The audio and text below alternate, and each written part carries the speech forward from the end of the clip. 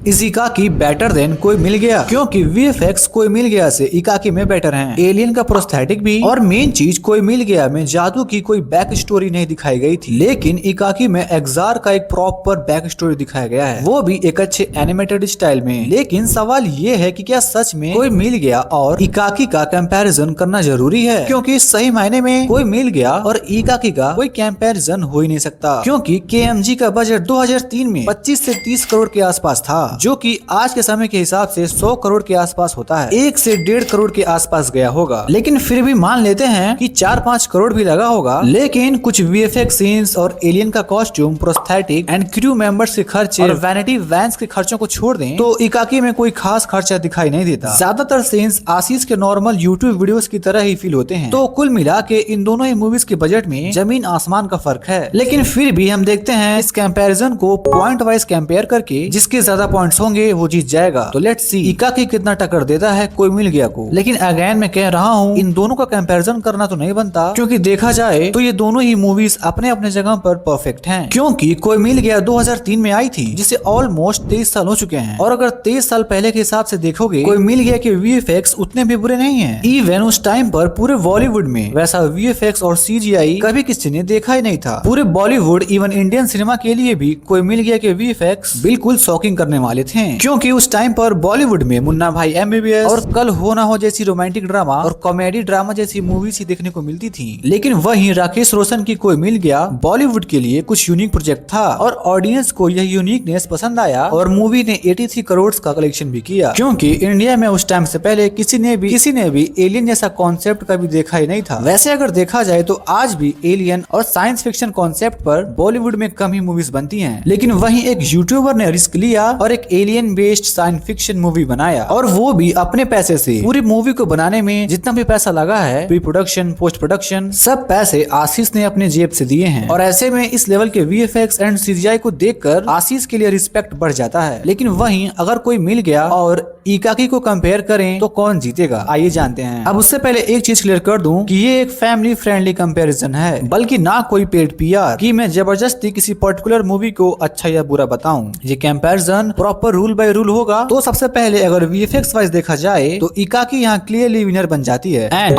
इकाकी को मिलते हैं 1 पॉइंट्स और कोई मिल गया 0। लेकिन फिर वही बात सामने आती है कि कोई मिल गया 23 साल पहले आई थी, तो जाहिर सी बात है उसके वीएफएक्स डिसेंट होंगे एज कम्पेयर टू इकाकी जो इस समय रिलीज हुई है। लेकिन फिर भी अगर कंपैरिजन वाइज देखा जाए तो यहाँ विनर इकाकी ही होगी। वेल, इसके बाद अगर बात करें स्टोरी की, तो नो डाउट कोई मिल गया की स्टोरी वे बेटर है इकाकी से, क्योंकि आशीष का ये एज अ डायरेक्टर पहला डेब्यू था, और कहाँ राकेश रोशन जो जाने माने इंडस्ट्री के सबसे बड़े डायरेक्टर्स में से एक हैं। तो स्टोरी वाइज कोई मिल गया को मिलते हैं 1 पॉइंट, तो दोनों के पास 1-1 पॉइंट्स हैं। वेल, अगर इसके बाद एक्टर्स की एक्टिंग के मामले में देखोगे तो अगेन कोई मिल गया आगे है इकाकी से। अब देखो यार, मैंने स्टार्टिंग में ही कहा था कि इसका कोई कंपैरिजन नहीं है, लेकिन इकाकी के फैंस डिमांड कर रहे थे तो मैंने वीडियो बना दिया। एंड अगर बात करें एक्टर्स की एक्टिंग की, तो यहाँ पर ऋतिक रोशन है जो कि ग्रीक गॉड हैं। उनके लुक्स और आशीष के लुक में 19-20 का नहीं, 19 और 20 करोड़ का फर्क है। एंड इसके बाद फीमेल एक्टर्स में प्रीति जिंटा है, एंड इसके बाद विलन में अपने रजत बेदी जो कि उस टाइम के पीक बॉलीवुड विलन थे। एंड साइड कैरेक्टर्स की बात करें तो कॉमेडी किंग जॉनी लीवर भी थे, एंड इन सभी एक्टर्स ने काफी अच्छी एक्टिंग की थी। इवन ऋतिक की पूरे कैरियर की सबसे बेस्ट एक्टिंग थी, क्योंकि ऐसे एक डिसेबल पर्सन की एक्टिंग करना उतना आसान नहीं होता। तो यहाँ कोई मिल गया को मिलते हैं 1 पॉइंट। तो फिलहाल 2 पॉइंट्स के साथ लीड कर रहा है कोई मिल गया, और इकाकी के पास है 1 पॉइंट। एंड इसके बाद अगर बात करें म्यूजिक के बारे में, तो अगेन यहाँ कोई मिल गया जीत जाती है, जो कि फिर वही बात सामने आती है बजट वाली। केएमजी 3 पॉइंट्स, इकाकी 1 पॉइंट्स। एंड अगर बात करें एलियन के प्रोस्थेटिक के बारे में, जो जादू का मास्क था और इकाकी में जो एलियन का मास्क था, उसके बीच कंपैरिजन किया जाए तो कौन बेस्ट है? तो देखो, पर्सनली मुझे जादू का प्रोस्थेटिक ज्यादा अच्छा लगता है। आई नो कि मैंने स्टार्टिंग में कहा था कि एक्जार का प्रोस्थेटिक ज्यादा अच्छा है, लेकिन वो आज के ट्रेंड के हिसाब को देखते हुए मैंने कहा था, जो आजकल मार्केट में चलती है। लाइक जिस तरह हॉलीवुड की मूवीज में एलियन को पोर्ट्रे किया जाता है, उस ट्रेंड के हिसाब से देखा जाए तो जादू के कंपेयर में एक्जार का प्रोस्थेटिक ज्यादा आगे है। लेकिन यार, जादू एक इमोशन है। सच कहूँ तो जादू का प्रोस्थेटिक भी उस टाइम के हिसाब से 2003 में बनाना कोई आम बात नहीं था। राकेश रोशन ने उसे फॉरेन के मेकर से बनवाया था, और वही आशीष ने ये मास्क इंडिया में ही बनवा दिया, जिससे ये भी पता चलता है कि उस टाइम के मुकाबले मुकाबले आज के कंपैरिजन में रिसोर्सेज ज्यादा सस्ती हो गई हैं। तो ये सब देखते हुए प्रोस्थेटिक वाला पॉइंट भी कोई मिल गया को जाता है। एंड इसके बाद अगर तुम किसी भी चीज को लेके कंपैरिजन करोगे like BGM, story telling, screen presence, fight sequence, तो हर चीज में कोई मिल गया ही आगे होगा। तो ऐसे में कंपैरिजन करना बनता ही नहीं है। तो आज के लिए इतना ही। आई होप आपको वीडियो पसंद आई होगी। अगर वीडियो अच्छी लगी हो तो वीडियो को लाइक कर देना एंड चैनल को सब्सक्राइब कर देना।